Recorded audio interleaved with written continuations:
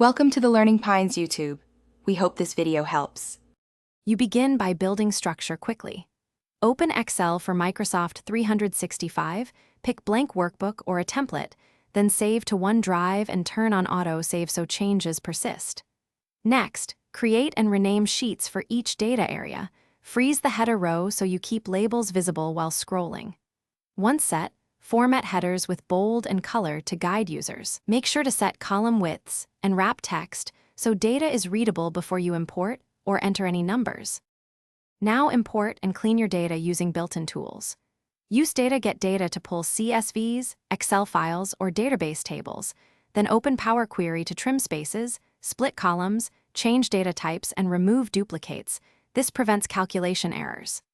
After cleaning, load to worksheet and convert the range into a table with Control+T so formulas and filters auto-extend. Once done, name your table and columns logically. Because structured references make formulas easier to read and reduce mistakes later. Finish by turning clean data into insights. Create pivot tables and use formulas like SUMIFs and XLOOKUP. Add charts and conditional formatting to highlight trends. Then prepare to share.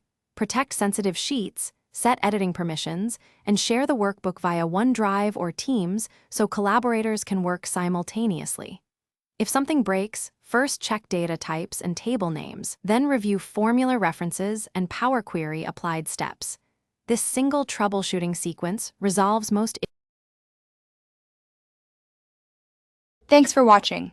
Consider subscribing if we helped you.